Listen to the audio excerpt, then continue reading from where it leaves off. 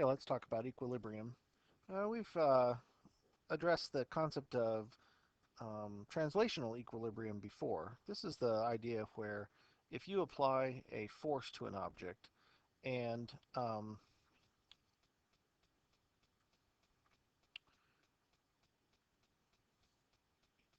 if those forces are equal and oppositely directed, we've learned before that when we talk about the sum of the forces on an object, we know that's equal to ma. If the sum of the forces add up such that the net force on the object is zero, then this implies that the mass times acceleration is zero, and therefore the acceleration of an object is zero, i.e. it's in translational equilibrium. It's not going to change its state of motion. If it's already at rest, which is typically when we talk about things being in equilibrium, it's going to remain at rest when the forces are balanced. Um, this changes, though, when we bring in the concept that these forces might not line up with each other in such a way that they're applying to an object in ways that are different. So, for example, we could move one of these forces upward to the top corner of this box, and we can move the other force downward to the bottom corner of the box. And we now know that these two forces are still in equilibrium.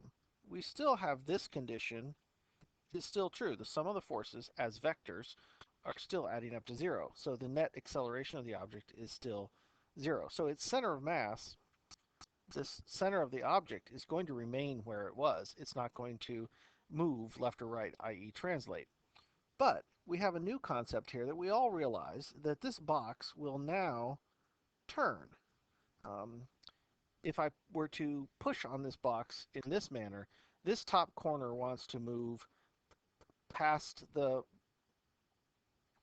rotation point. It wants to rotate around that center clockwise, counterclockwise, and this corner also wants to move around that center counterclockwise. So there's a new concept here that this object, although it's still in translational equilibrium, there's a new type of thing we need to worry about: rotational equilibrium. So the condition that the sum of the forces are equal to zero defines that the equilibrium condition for translation, motion in a linear manner. We introduce a new equilibrium condition for the rotational situation. And in that case, we have a new equation.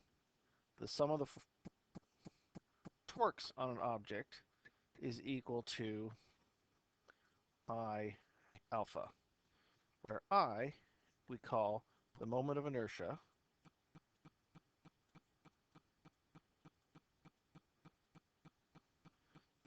this is sort of like rotational mass. We'll talk more in detail about the moment of inertia of an object later. And then we see here that this is the angular acceleration.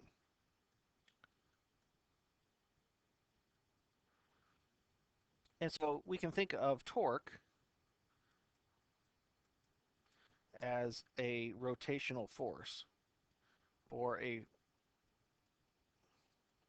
physical quantity that that measures the amount of twist an object or rotation that an object would be under the influence from. So torque is like force. It accelerates something, but it accelerates something in a rotational manner instead of linear manner. Moment of inertia is like mass. It tends to resist that rotation, and then acceleration is the result. The angular acceleration is the resulting amount of rate of change of the angular velocity that would result from that torque. Now, in the case of equilibrium, rotational equilibrium, the sum of those torques must add up to zero, because the angular acceleration needs to be zero to be an equilibrium condition, and therefore the sum of the torques have to be zero. So overall, then, we can combine the two conditions that apply here. We can say for something to be in complete equilibrium, the sum of the forces on the object has to equal 0, and the sum of the torques on an object has to equal 0. This condition is the overall condition for equilibrium. Any object on which those two conditions are true will remain in the state that it's in. It will remain either at constant uh, linear and rotational velocity, or if it started at rest, it will remain at rest. This concept is very powerful for solving a wide variety of problems associated with um, with making sure an object doesn't move. For example, you're going to build a bridge. You want the bridge to stand there and not move under the influences of the forces. If you want to hang a sign from the front of a building, you want that sign to remain there. You don't want it to be twisting or falling, etc. So we'll see how we can apply these equilibrium conditions to solve for a variety um, of physical quantities in static situations. In order to just solve these problems, we have to get a handle on the idea of torque. So torque is defined to be R cross F.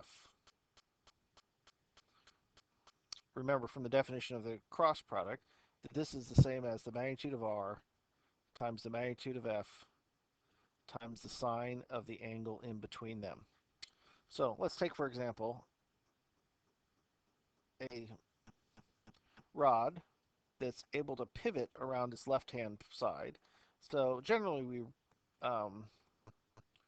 represent a place where we're going to allow the object to rotate around as a triangle. We call this a pivot point. And it may be an actual physical pivot point like a hinge, or it may just be a mathematical point on which we want to do the sum of the torques. But let's take this for example, and we'll talk about the weight of the object mg. If this object is uniform, then this weight vector will be applying through its center. And let's give this thing some dimensions. Let's just say this is a meter stick, so this is a 1 meter long object. And we'll say that it has a mass, or we'll just say that its weight vector is 10 newtons. So, as an example here then, what's the torque around that left-hand side? Well, we need to figure out what each of these things represents. So, the torque would be this force, mg, is acting over a distance, what we call the lever arm, of this radius r. So it's r is the distance from the pivot point out to the location of where the force is being applied. So in this particular case, the torque would equal 0.5 meters, since it's halfway down the meter stick, times the weight, 10 newtons, times the sine of the angle in between the radius vector and the force vector. So in this case, the radius vector points to the right-hand side here, and the force vector points down, so that angle is 90 degrees. So this torque in magnitude would equal 5. Now we're going to need units, so we have meter newtons worth of force. And sometimes you want to put a dot in between those so you don't think it's millinewtons. So torque comes in meter newtons. It's a vector, so it needs a direction, and its direction is determined by what we call the right-hand rule. So you have to cross, this cross product follows the right-hand rule, which tells us that we align our hands with the first vector and rotate it into the direction of the second vector. This is not something that I'm going to explain in detail in this recording because it really requires some camera work. So you can look up elsewhere a video on how to do the right-hand rule, or you can use the material that we covered in class. So here we have R cross F. The R is along the board, F is down, so it's going to end up pointing into the page. So this vector would point away from us. Because the definition of a cross product gives a new vector that's perpendicular to both R and F. Since R and F are in the plane of the computer screen, that means the torque vector has to be perpendicular to the plane of the computer screen. So it's either going to be in or out. Right-hand rule tells us that it's in. Generally, we can then talk about since we do a lot of things in the plane, we talk about vectors being positive or negative depending on whether the rotation would be clockwise or counterclockwise. So in this particular case, this torque would tend to make this object rotate in a clockwise fashion. So we sometimes can refer to this as 5 meter newtons clockwise. And by definition, sometimes clockwise is defined to be negative, a negative torque, and so this where we could also write this as minus 5 meter newtons. So all of these are various conventions on how we can indicate that our torque vector has a magnitude and a direction. So if, for example, we were to take an object, let's say, for example, we have a beam and it's being held at a hinge point on the left-hand side, and the beam has a weight of 500 newtons, and we're pulling up on it with, we'll say, 300 newtons, and we need a distance. Let's say that this is at the 2 meter mark, and we'll say that this one is at the 3 meter mark. So let's figure out what the total torque is on this object. Remember, the total torque is going to be the sum of the individual torques. So this is going to equal R cross F for the first radius and the first force, plus R cross F for the second radius and the second force. And this would be true if we had 10 forces acting, we'd have 10 terms. So in this particular problem, we have all of the information given. We can then solve for the first radius, which we had as 2 meters, and the first force, 500 newtons. And that object, that force, we need to now think, does that turn it clockwise or counterclockwise? In this case, the object wants to turn in a clockwise fashion. So we're going to call that negative torque. And then the second one, the 300 newtons, is going to tend to want to turn it counterclockwise, so we're going to call that positive. So that's going to be 3 meters times 300 newtons. And now I can do this work. I can say minus 1,000 meter newtons plus 900 meter newtons for my total net torque equals negative 100 meter newtons. So what can I conclude from the fact that I'm left with negative 100? Well, negative, this means clockwise. So the net torque on this object is clockwise, therefore this object will rotate in a downward direction around this pivot point, the left-hand side. You might also ask, well, what's the net force on this object? If it's in equilibrium, the sum of the forces have to equal 0. So how many forces do we have here?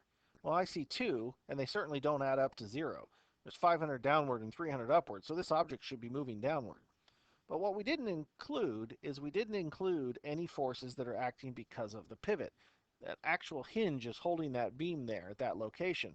So we can think of having another force upward at the left-hand end, we'll call it F.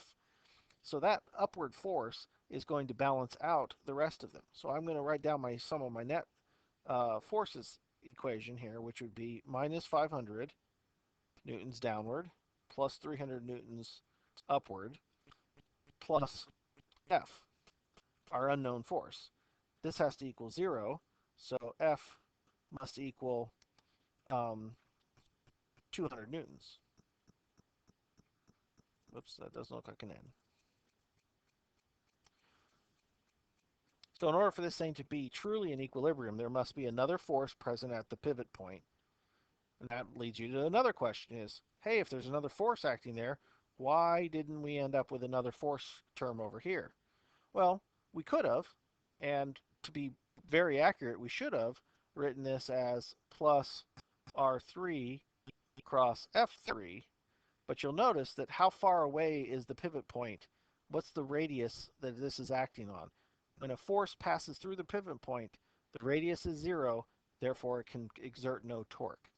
So typically, if you have the option of placing your pivot point when you're solving one of these problems, you'll place it in a position that eliminates one of the forces that you're not interested in. There's an example of how an object can be in mechanical equilibrium. The sum of the torques are 0, the sum of the forces are 0, and it allows us to find unknown information like how much force is this pivot point exerting.